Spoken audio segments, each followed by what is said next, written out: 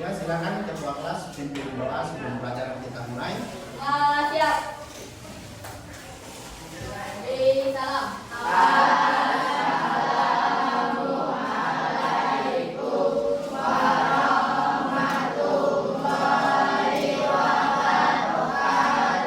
Waalaikumsalam warahmatullahi wabarakatuh. Doa mulai.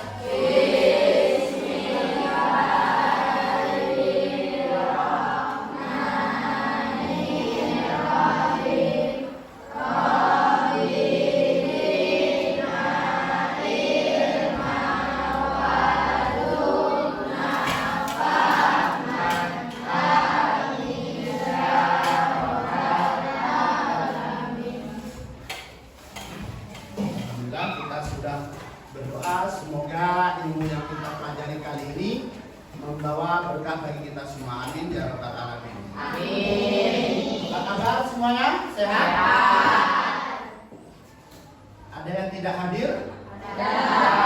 Apa saja? Raja. Raja. Apa Raja? Sakit. Raja sakit. Raja sakit. Izin. Semoga yang izin, yang sakit diberikan kesembuhan dan bisa bergabung belajar seperti biasanya. Amin. Amin. Baik, sebelum kita mulai seperti biasanya, kita pembiasaan dalam pembelajaran kita. Kalau minggu kemarin kita sudah baca surah Al-Kafirun, hari ini pembiasaan surahnya yaitu membaca surah Al-Lahab. Apa surah Al-Lahab? Semua dibaca serempak. A'udzu billahi minas syaitonir rajim.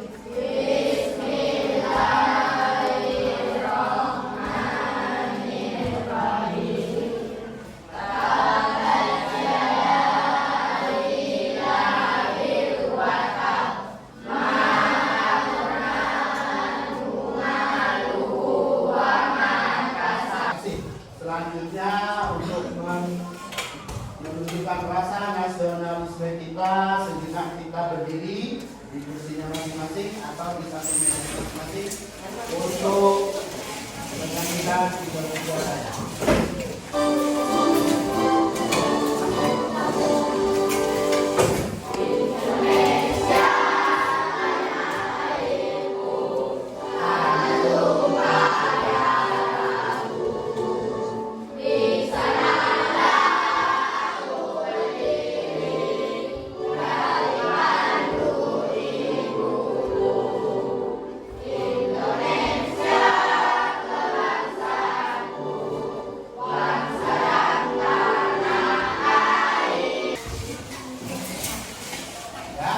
Sudah siap untuk belajar hari ini? Silakan dilihat di sekeliling kanan dan kirinya adakah sampah? Kalau ada silakan diambil terlebih dahulu. Kemudian kalau masih ada yang bajunya yang tidak rapi dimasukkan terlebih dahulu untuk menertibkan pembelajaran kita pada kali ini. Sudah siap? Ya. Coba diperhatikan materi kita hari ini. Sudah ada yang tahu? Sudah ada yang baca di rumah? Mungkin judulnya apa? Menghadirkan sholat dan zikir dalam kehidupan. Sebelum kita masuk ke pembahasan kali ini, kita masuk dulu ke pembahasan kita pada minggu yang lalu. Ada yang masih ingat apa pembahasan kita pada minggu yang lalu? Tentang apa? Ya, bagus. Tentang Asmaul Husna. Ada berapa jumlah Asmaul Husna yang harus kita ketahui itu sebenarnya? 99. Akan tetapi di bab 2 kemarin tidak sebanyak 99 yang kita pelajari. Hanya ada berapa jumlah? Hanya ada 4. Ada 4 Asmaul Husna yang kita pelajari. Kemudian hari ini yang kita pelajari yaitu menghadirkan sholat dan zikir dalam kehidupan. Kalau dilihat dari judulnya saja, sholat berarti kita membicarakan tentang pembagian dalam rukun apa? Rukun apa? Rukun Islam. Yang keberapa?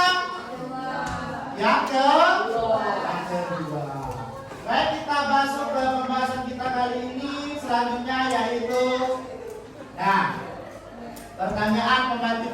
Apa itu? Coba lihat di papan tulis di layar tulisannya. Siapa yang melaksanakan sholat wajib 5 waktu? Kita.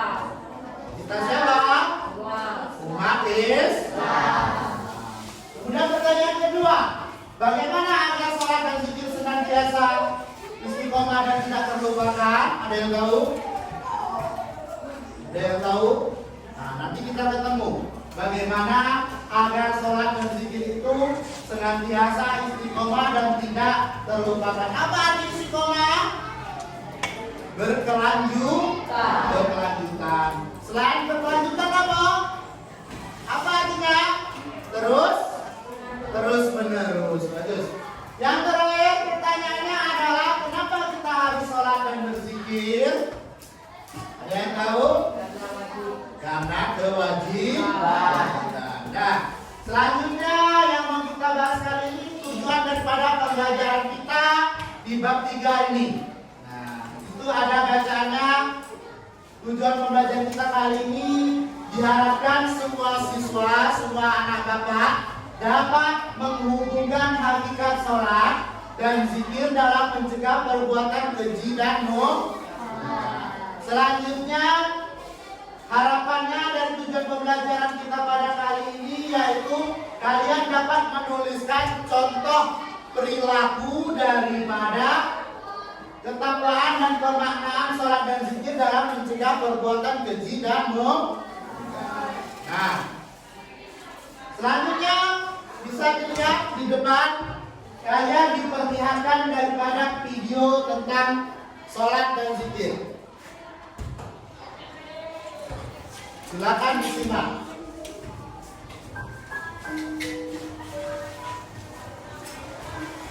Anda bertanya, ya Allah, kenapa saya mesti sholat?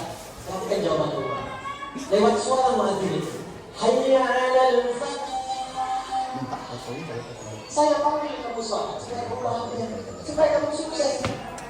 Kamu tidak sholat semoga langit dan bumi tidak akan menurunkan status saya sebagai Tuhan. Kamu sholat bukan saya yang butuh, karena Allah kamu yang butuh. Makanya ketika Anda diminta sholat, kalimat adalah itu kalimat minta, punya masalah apa, minta sini, minta ini. Dan kalimat-kalimatnya disebutkan Al-Baqarah ayat 193. Ya ayyuhalladzina amanu ista'inu bis-sabri was-shalah. Kalau punya masalah, sabar menerima. Lalu datang kepadaku lewat sholat, minta dalam sholat kamu kabulkan. Makanya setiap bacaan dalam sholat disini doa. Jika kita sering sholat dengan baik, imannya terangkat, doanya dijawab, hidupnya nikmat sholat. Apa yang bisa kita ambil kesimpulan daripada video tadi? Kira-kira perintah untuk Sholat. dari video di atas dapat kita pahami kenapa kita harus sholat. Ada yang bisa jawab? Kenapa kita harus sholat? Karena iya betul. Karena apa? Karena kewajiban. Nah, jadi dari video di atas dapat kita simpulkan kenapa kita harus sholat. Karena sholat itu adalah sebuah bentuk ibadah yang kita harus mengerjakannya sebagai seorang muslim. Nah, selanjutnya apa? Nah, makna sholat. Apa makna sholat itu sendiri? Coba dilihat di depan. Makna sholat itu secara bahasa diartikan dengan doa atau meminta kebaikan. Sedangkan secara istilah, sholat dipahami sebagai semua perkataan dan perbuatan yang dimulai dengan takbir. Bagaimana bunyi takbir? Bagaimana bunyi takbir? Allah. Bagaimana bunyi takbir di syahadat? Allahu Akbar. Nah, itu. Betul. Dan diakhiri dengan salam. Bagaimana bunyi salam? Assalamualaikum. Dengan syarat dan ketentuan tertentu. Ada syaratnya? Sholat itu ada syaratnya? Rukunnya ada enggak? Nah, jadi tidak secara sempurna, tapi ada beberapa syarat dan rukun yang harus kita tetapkan dalam melaksanakan sholat. Selanjutnya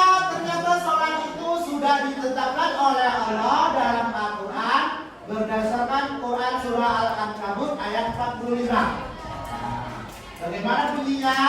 Bacalah kitab Al-Quran yang telah diwahyukan kepadamu. Siapa di situ?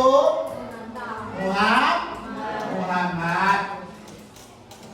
Dan laksanakanlah sholat. Sesungguhnya sholat itu mencegah dari perbuatan keji dan munkar. Dan ketahuilah, mengingat Allah itu lebih besar keutamaannya dari ibadah yang lainnya. Allah mengetahui apa yang kamu kerjakan berdasarkan Quran surah Al-Ankabut ayat berapa? Ayat 40. Nah, selanjutnya tidak hanya di dalam Al-Quran saja, dalam hadis juga dijelaskan perintah tentang sholat itu. Dijelaskan dalam hadis riwayat Ahmad dan Tabrani dan Abdullah bin Umar. Bagaimana bunyinya? Ada yang bisa bantu membacakan? Ayo silakan Iqbal baca, yang buat biar kawan temannya bisa mendengarkan. Orang yang melaksanakan akan mendapatkan cahaya, petunjuk dan keselamatan pada hari kiamat. Begitu pula orang yang tidak memelihara dia tidak akan memperoleh hal tersebut. Dia akan bersama Karun, Fir'aun, Haman dan Ubay bin Ka'ab di hari kiamat. Ya, jadi hadis yang dijelaskan oleh Ahmad dan At-Tabrani di dalam kitabnya menjelaskan tentang sholat tersebut adalah orang yang memelihara sholat akan mendapatkan cahaya. Cahaya itu apa? Dapat diartikan sebagai petunjuk dan keselamatan pada hari kiamat. Nah, begitu pula orang yang tidak memeliharanya, ia tidak akan memperoleh hal tersebut dan ia akan bersama oleh siapa? Qarun, Fir'aun, kemudian siapa? Haman dan siapa mereka itu? Siapa mereka itu? Siapa mereka itu? Calon daripada penghuni neraka yang kekal. Nah, apakah mereka termasuk orang muslim? Tentu saja tidak. Nah, selanjutnya yang mau kita bahas hikmah. Apa arti hikmah? Apa arti hikmah? Manfaat atau hikmah sholat dan zikir. Yang pertama yaitu menguatkan akidah. Sudah pasti ketika kita mengerjakan salah satu perintah Allah yang 5 dalam rukunnya, salah satunya sholat, maka ia akan menguatkan akidah. Kemudian hikmah yang keduanya apa? Menguatkan hubungan kita dengan Allah, memperoleh kebaikan hati dan jiwa, memperoleh ketenangan jiwa dan menjauhkan dari kelalaian, melatih disiplin, membiasakan hal bermanfaat, dan mewujudkan daripada akhlak yang mulia. Nah, tadi sudah sholat, sekarang kita masuk duduk kita yang kedua tentang zikir. Tadi sholat adalah doa. Bagaimana dengan zikir? Apa artinya? Nah, itu bisa dilihat di depan. Zikir itu adalah secara bahasa mempunyai arti ingat. Adapun secara istilah, zikir adalah mengingat Allah Subhanahu wa taala sebagai upaya mendekatkan diri kepada Padanya. Siapa yang di situ? Allah Subhanahu wa taala. Begitupun dengan salat, zikir juga dijelaskan dalam Al-Qur'an dalam firman-Nya dalam Quran surah Al-Ahzab ayat 41. Ada yang bisa bantu membacakan? Silakan Zio. Wahai orang-orang yang beriman, ingatlah kepada Allah dengan mengingatnya, namanya baik-baiknya. Nah, jadi zikir ini adalah salah satu ibadah yang bisa dilaksanakan di mana saja dan bisa dilakukan kapan saja asal dalam keadaan suci. Bagaimana bunyi daripada bacaan zikir? Subhanallah, walhamdulillah, wala ilaha illallah, wallahu a'lam. Coba diulangi. Bagaimana bunyi bacaan zikir?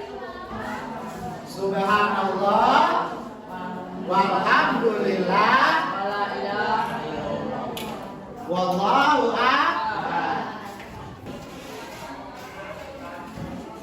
Nah, selanjutnya yang kedua yang mau kita bahas, tadi sudah pengertian daripada zikir. Selanjutnya yaitu cara berzikir. Nah, kemudian cara berzikir itu secara pembagian dibagi dalam 3 bagian. Yang pertama zikir dengan hati, zikir dengan ucapan, dan zikir dengan perbuatan. Apa yang dimaksud dengan zikir dengan hati? Zikir dalam hati.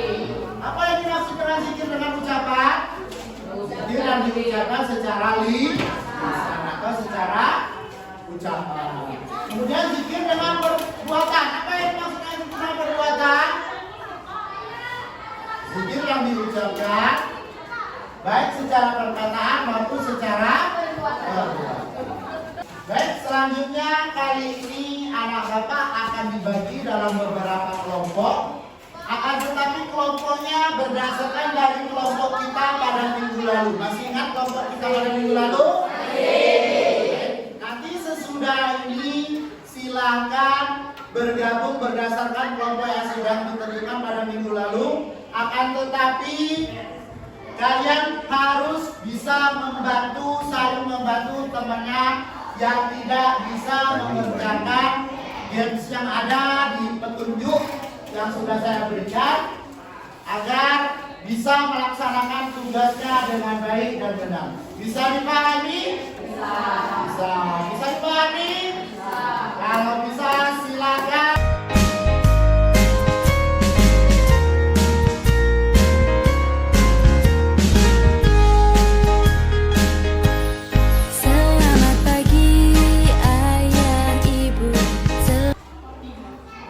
Sudah siap semuanya? Sudah.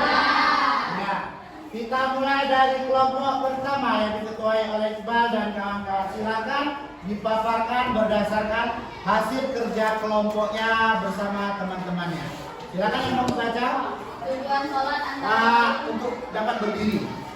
Ya, biar yang lain bisa melihat. tujuan sholat antara lain menyembah. Ya, tepuk tangan untuk kelompok 1. Terima kasih untuk kelompok 1. Selanjutnya, apakah ada dari kelompok lain yang ingin bertanya atau menanggapi dari apa yang sudah disampaikan dari kelompok 1? Silakan. Ya, dari kelompok berapa? Kelompok 3. Ya, silakan. Ya, silakan langsung ditanggapi dari kelompok 1.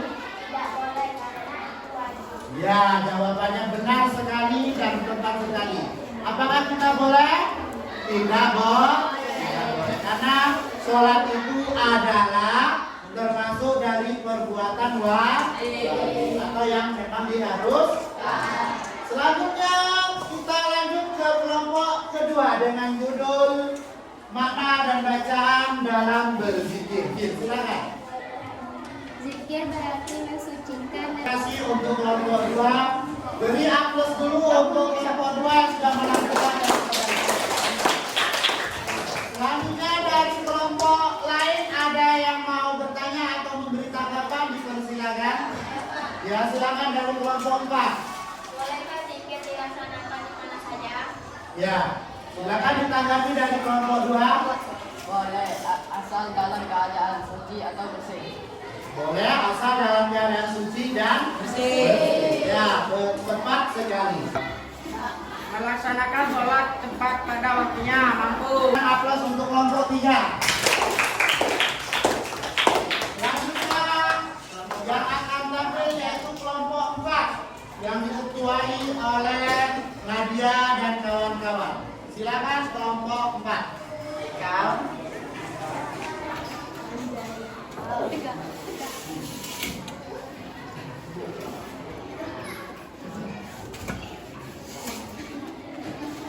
Salat merupakan rukun Islam yang ke-1.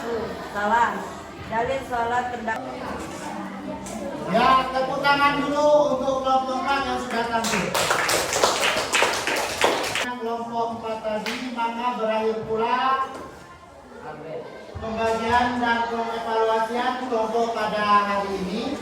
Selanjutnya kita evaluasi secara bersama-sama. Yang pertama, tujuan dan keutamaan kita sholat apa tadi? Ada yang bisa beri penjelasan? Apa tujuan utama dari kita melaksanakan sholat? Menyembah Allah Subhanahu wa Ta'ala. Dari kedua-dua tadi, sholat dan zikir mencegah perbuatan keji dan mungkar. Apa saja bentuk dari ucapan zikir itu? Subhanallah, walhamdulillah, wala ilaha illallah, wallahu akbar. Untuk menutup pembelajaran kita kali ini, mari kita nyanyi untuk menunjukkan rasa nasionalisme kita dengan SBB lagu Apa Bisa Hafal. Silakan boleh sambil bertepuk tangan.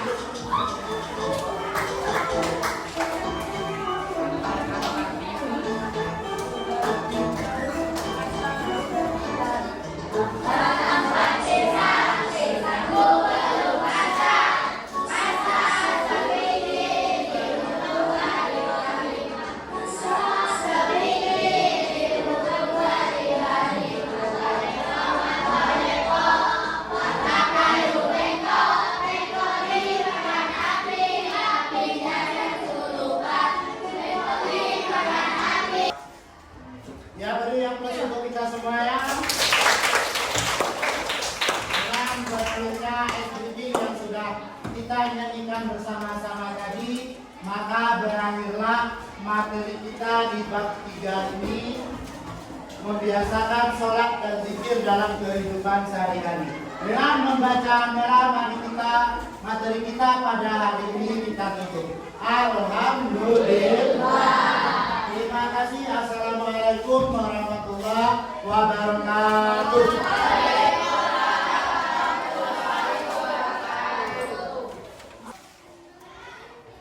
Dan jangan lupa di rumah untuk dibaca dan diulangi kembali bab 4 kita untuk pelajaran kita yang akan datang di minggu depan. Bisa dipahami?